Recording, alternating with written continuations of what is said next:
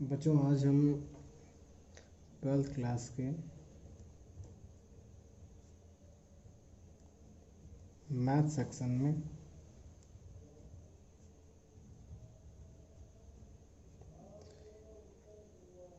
एक टॉपिक लेते हैं जो तीसरा चैप्टर है हमारा, मैट्रिक्स,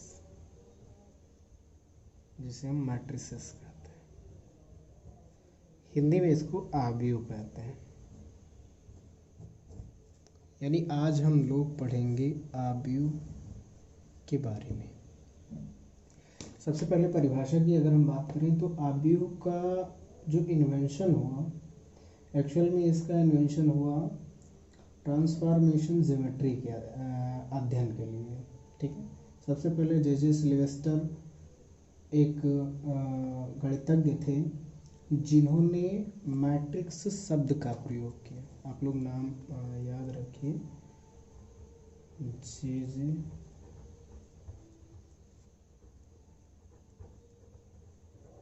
सिल्वेस्टर। इन्होंने किसका यूज़ किया था? मैट्रिक्स वर्ड का। मैट्रिक्स वर्ड का यूज़ इन्होंने किया था। कब किया था? 1850 ईस्वी में। ठीक है। इसके बाद और भी गणितज्ञ आए, उन्होंने इसके बारे में विधिवत सिद्धांत दिए, थ्योरीज दी। हाँ, इसका यूज़ कहाँ कहाँ होता है? फिजिक्स में भी होता है। आपको मैंने फिजिक्स की ब्रांचेस बताई थी सीबीएसई की क्लास जब हम पढ़ा रहे थे, तो उसमें मैंने बताया था कि फिजिक्स की जो ब्रांच होती है उसमें एक लॉजिकल और मैथमेटिक्स भी होता है, तो फॉर्मल साइंस में, तो वो उसके अंतर्गत आता है। ठीक। आव्यूह की अगर हम डेफिनेशन की बात करें, परिभाषा की बात करें, तो आइए हम उस पर चलते हैं। जो एक्चुअल इसकी डेफिनेशन है वो कुछ इस प्रकार से है। सपोज दैट आपके पास दो संख्याएं हैं mn, एक mn नंबर है, संख्याएं हैं, और इन संख्याओं का एक निकाय है, एक सिस्टम, जिसमें क्या करते हैं हम इस निकाय को m पंक्ति में, अभी इसके बारे में हम लोग चर्चा करेंगे, m पंक्तियों में, और स्मॉल m को हम क्या मानते हैं? स्तंभों में रखते हैं। और कैसे रखते हैं? सारणीबद्ध, जिसको हम आयताकार सारणी के रूप में रखते हैं, रेक्टेंगुलर आयताकार सारणी में।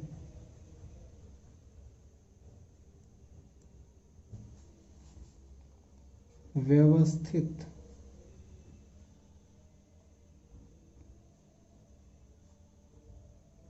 करने को क्या बोलेंगे? मैट्रिक्स कहते हैं। कैसा मैट्रिक्स होगा? m क्रॉस n क्रम का, या इसी क्रम को कोटि भी कहते हैं, ऑर्डर जिसको कहा जाता है। ठीक है। ये इसकी एक्चुअल डेफिनेशन है कि आपके पास mn संख्याओं का एक निकाय है जिसमें m को हम किससे रिप्रेजेंट कर रहे हैं? पंक्तियों, n को स्तंभों में, और इन सबको कैसे? रेक्टेंगुलर सारणी में व्यवस्थित करने को हम क्या कहते हैं? मैट्रिक्स कहते हैं। ओके, आइए इसको थोड़ा सा और जानते हैं। सपोज दैट आपके पास एक ये आयताकार सारणी है, इसमें आपको m और n संख्याएं कुछ इस प्रकार से दी गई हैं, a11, a12, ऐसे a1n। अभी इसके बारे में हम डिस्कस करेंगे। a21, a22, a2n, ऐसे ही ये कहाँ तक जा रहा है? m तक, m1, am2, dot dot amn। इसके अगर हम क्रम की बात करेंगे तो m क्रॉस n। अब इसको समझिए, ये जो पहली लाइन है पूरी की पूरी, इसको हम क्या मानेंगे? क्षैतिज रेखा है, और इस क्षैतिज रेखा को हम क्या कहते हैं? पंक्ति कहते हैं। क्या बोलेंगे? पंक्ति। तो ये पंक्तियां हैं। आपसे पूछा जाए कि कितनी पंक्तियां हैं, आपसे अगर इसमें पूछें कि बताइए इसमें पंक्तियों की संख्या कितनी है, तो 1 2 3 कितनी है m तक, तो पंक्तियाँ कितनी हैं m पंक्ति है। उसके बाद स्तंभ की अगर हम बात करें तो स्तंभ होती है खड़ी लाइन पूरी की पूरी, यानी ये जो ऊर्ध्वाधर लाइन है ये किसको रिप्रेजेंट करती है, स्तंभ को। स्तंभ को हम कॉलम से रिप्रेजेंट करते हैं, यहाँ n है, n स्तंभ है जिसको हम c से रिप्रेजेंट करते हैं, पंक्ति को हम r से, रो और कॉलम। ठीक है, तो ये तो हुआ इसका संकेत, यानी हम इसको कैसे रिप्रेजेंट करते हैं। ये सब नंबर है A11, अगर मैंने यहाँ पर लिख दिया AMN, इसका क्या मतलब हुआ कि m का मतलब हुआ कि mवीं पंक्ति और n का मतलब हुआ कि nवां स्तंभ। ठीक, और यही इसका क्रम भी बताता है। अभी इसके बारे में हम लोग आगे डिस्कस करेंगे। तो ये हो गई इसकी परिभाषा। अब बात करते हैं कुछ पॉइंट्स की। जैसे पहला पॉइंट है हमारा आव्यूह का क्रम, जिसे हम कोटि भी कहते हैं। कोटि को हम ऑर्डर कहते हैं, ऑर्डर ऑफ मैट्रिक्स। ठीक है, कैसे जानेंगे कि क्या ऑर्डर है इसका। ठीक है, मैंने अभी क्या बताया आपको, मैंने ये बताया कि ये जो लाइन है ये किसको रिप्रेजेंट करती है, पंक्ति को। ये जो खड़ी लाइनें हैं ये किसको रिप्रेजेंट करती हैं, स्तंभ को। सपोज दैट आपके पास एक एग्जांपल मैं लेके आता हूँ 1 4 3 2 4 6 3 1 2। अब मैं आपसे पूछूं कि इसमें कितने स्तंभ और कितनी पंक्तियां हैं, तो आप बोलेंगे 1 पंक्ति 2 पंक्ति 3 पंक्ति, यानी ये R1 R2 और R3। अगर हम इसकी बात करें तो ये column number first, column number second, column number third. आपसे पूछा जाए कितनी पंक्तियां हैं तो आप बोलोगे 3। आपसे पूछा जाए कितने कॉलम हैं तो आप बोलोगे 3। तो इसका क्रम क्या हो जाएगा, 3 क्रॉस 3, ये इसका क्रम होगा। ऐसे ही एक दूसरा एग्जाम्पल लेते हैं, जैसे मैंने लिखा 1 2 3। अब आपसे पूछा जाए इसमें बताओ कितने कॉलम और कितनी रो हैं, तो आप क्या बोलोगे, एक रो है R1 और कॉलम कितने हैं 1 2 3। अब आपसे पूछूं कि इसका क्रम बताइए, तो हमेशा हम पहले क्या लिखते हैं, पंक्ति को। तो कितनी पंक्ति है 1, कितने कॉलम है 3, तो 1 क्रॉस 3, एक क्रॉस 3 का है। ठीक, तो ये इसका है। तो ये हो गया आव्यूह का क्रम। हाँ, दूसरी चीज़ इसमें ये जानिए कि आव्यूह में यानी आव्यूह के अंदर पंक्तियों और स्तंभों की संख्या बराबर होना आवश्यक नहीं है।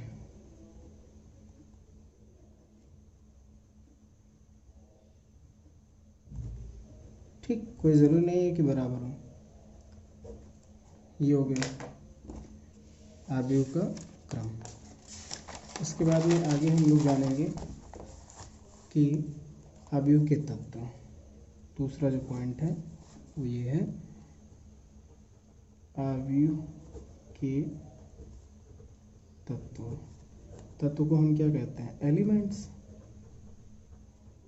Elements of matrix. ठीक है, कैसे जानेंगे कि तत्व कौन सा है। देखिए बहुत आसानी से 1 2 3 4, जैसे मैंने ये लिखा। पहले तो आप जानिए कि इसका क्रम क्या है। आप क्या बताओगे, क्या क्रम है, बोलो इसका क्रम क्या है। कितनी रो हैं, 1 2, कितने कॉलम हैं, 1 2, तो इसका क्रम क्या होगा, 2 क्रॉस 2 का, यानी 2 क्रॉस 2 का। ये तो हो गया इसका क्रम को ही हम क्या बोलते हैं, कोटि। अगर मैं आपसे पूछूं, आप इसमें बताओ भैया कि A1 2 इसका मान क्या होगा, यानी ये इसका अवयव बताओ कितना होगा। तो आपको पता है कि ये पहला वाला क्या होगा A11, दूसरा क्या होगा A12, यानी कि A12 की वैल्यू कितनी आ जाएगी 3। यानी इसी को हम ट्रांसफर करके इस टाइप से भी लिख सकते हैं A11 A12 A21 A22, यानी दूसरी रो से शुरू करेंगे तो 2 2 2 2 3। तो अगर हम इसमें बात करें A12 की तो 3, A21 की तो कितना हो जाएगा 2, ये इसके अवयव हो जाएंगे। ठीक, बात समझ में आई। तो ये हो गया आव्यूह के अवयव। अब इसके बाद में आगे हम बात करें तो आव्यूह के प्रकार की।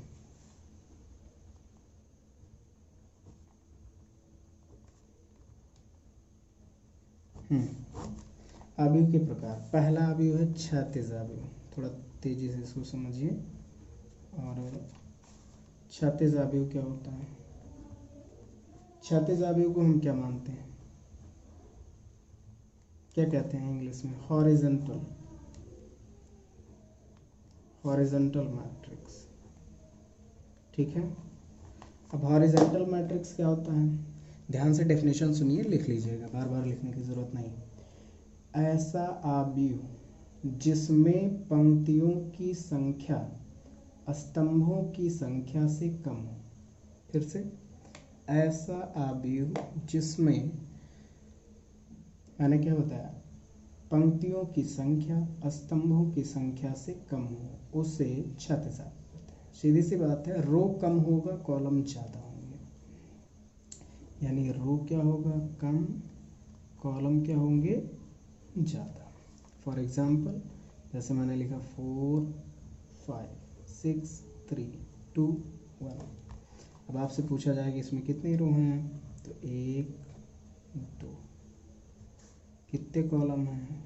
1 2 3। अगर इसका क्रम पूछा जाएगा 2 क्रॉस 3, आपसे पूछा जाए कि इसमें कौन ज़्यादा है, तो कॉलम ज़्यादा है। किससे ज़्यादा है? रो से। एक वर्ड में आप ये याद रखिए कि हमेशा कॉलम जब बड़ा होगा रो से, यानी कॉलम ज़्यादा होगा रो से, तो क्षैतिज आव्यूह। ठीक है, पहला क्लियर। दूसरा है ऊर्ध्वाधर आव्यूह। ऊर्ध्वाधर आव्यूह को हम बोलते हैं वर्टिकल मैट्रिक्स। वर्टिकल मैट्रिक्स क्या होगा? वर्टिकल मैट्रिक्स जो होता है वो बस इसी का अपोजिट। डेफिनेशन समझिए, ऐसा आव्यूह जिसमें पंक्तियों की संख्या स्तंभों की संख्या से अधिक हो।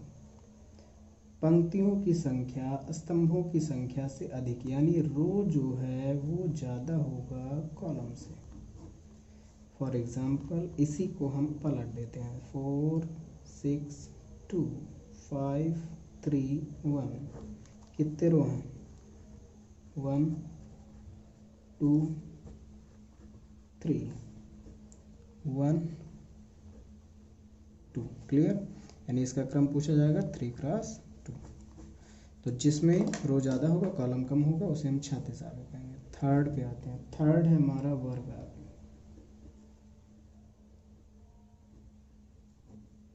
इसको क्या बोलेंगे? Square matrix. Square matrix, square का मतलब यहाँ पर होगा कि ऐसा आव्यूह जिसमें दोनों बराबर हो, रो और कॉलम की संख्या क्या हो? बराबर हो। फॉर एग्जाम्पल मैंने लिखा 1 2 3 4। कितने रो हैं? 1 2। कितने कॉलम हैं? 1 2।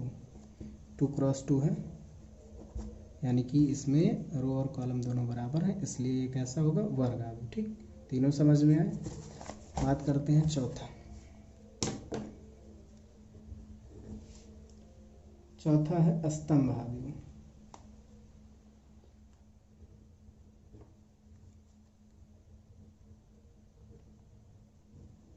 स्तंभ आव्यूह को आप क्या कह सकते हो? Column matrix. क्या बोलेंगे? Column matrix. कॉलम मैट्रिक्स में क्या होगा? ध्यान से समझिए इसकी डेफिनेशन। ऐसा आव्यूह जिसमें केवल एक स्तंभ हो, केवल एक स्तंभ हो, स्तंभ को हम कॉलम कहते हैं, ओनली वन कॉलम। जैसे मैंने लिखा 4 3। अगर हाँ इसका अगर ऑर्डर पूछा जाए कि क्रम क्या है तो 1 2, 2 रो है एक कॉलम, तो 2 क्रॉस 1।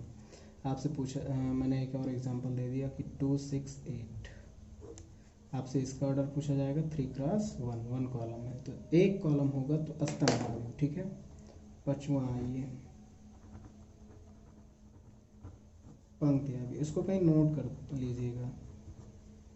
पंक्ति आव्यूह को हम क्या बोलेंगे बताओ?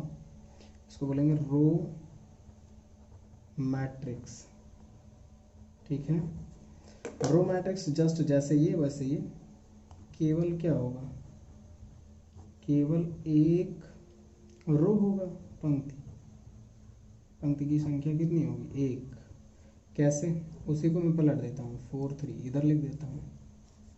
कितने रो हैं? एक। कितने कॉलम हैं? 2, 1 क्रॉस 2। इसको पलट देते हैं 2 6 8। इसका अगर क्रम पूछा जाएगा कितना हो जाएगा? 1 क्रॉस 3, ठीक। ये हो गया आपका क्या, पंक्ति आव्यूह। इसके बाद में आगे अब हम लोग 6 नंबर पे आते हैं। 6 नंबर हमारा है शून्य आव्यूह। इसको हम रिक्त आव्यूह भी कहते हैं। रिक्त आव्यूह का मतलब क्या? जीरो मैट्रिक्स या और नल मैट्रिक्स। नल समझते हैं ना, नल मैट्रिक्स, ठीक है। शून्य आव्यूह में क्या होगा? ऐसा आव्यूह जिसका प्रत्येक अवयव शून्य हो। प्रत्येक अवयव माने सभी अवयव, सभी अवयव क्या हो? शून्य हो, ठीक। फॉर एग्जाम्पल मैंने लिखा 0 0 0। क्रम तो 1 क्रॉस 3 है बट इसके सारे अवयव 0 है, ठीक। दूसरा एग्जाम्पल 0 0 0 0 0 0 0 0 0। क्रम अगर पूछा जाए 3 क्रॉस 3 लेकिन सारे एलिमेंट 0 हैं, इसलिए ये शून्य आव्यूह होगा, ठीक है। अगला समझिए 7 नंबर, 7वां है इकाई आव्यूह। ये थोड़ा इम्पोर्टेंट है, इस पे क्वेश्चन भी लगता है। इकाई आव्यूह, इसी को हम तत्समक आव्यूह भी कहते हैं। तत्समक जिसको हम अगर इसकी बात करेंगे तो हम इसको कहते हैं आइडेंटिटी मैट्रिक्स। और इकाई को तो आप जानते ही हैं, यूनिट। ये क्या होता है? ये थोड़ा सा अलग है।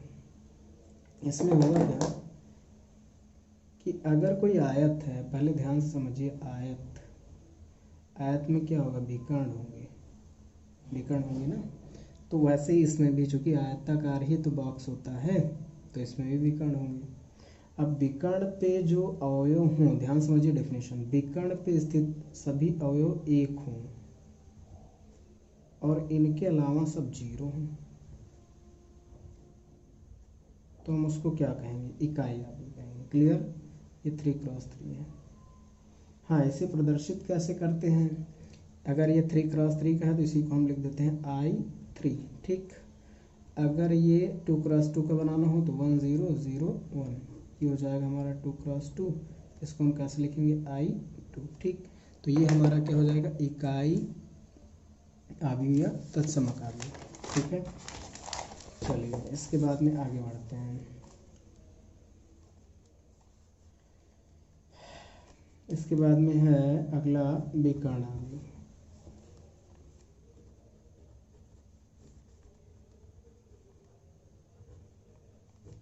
विकर्ण आव्यूह को हम डायगोनल जानते हैं, विकर्ण को कहा जाता है डायगोनल मैट्रिक्स।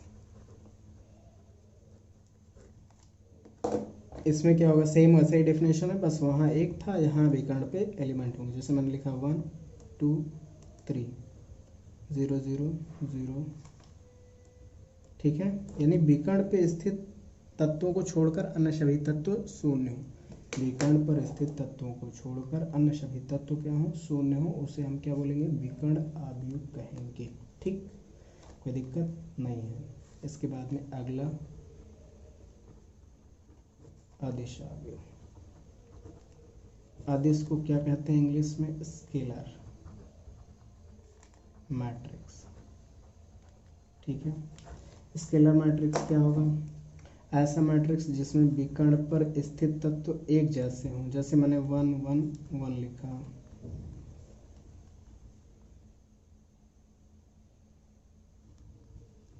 ठीक है, ये सभी एक जैसे हैं। इसी को मैं दूसरे तरीके से, ये 3x3 का है, मैंने लिखा 2 2 2, फिर 0 0 0 0 0 0, ये हमारा 3x3 का है। यानी विकर्ण पे सभी जो तत्व हों एक जैसे हों, यानी 1 हो 2 हो 3 हो, जो भी है उसे ही हम क्या बोलेंगे, अदिश अवयव कहेंगे। ठीक, कोई दिक्कत नहीं है। तो आज के लिए इतना ही। बाकी जो इंट्रो क्लास है अभी, तो इसके बाद में हम लोग थोड़ा सा और आगे पढ़ेंगे, फिर क्वेश्चन को सॉल्व करेंगे।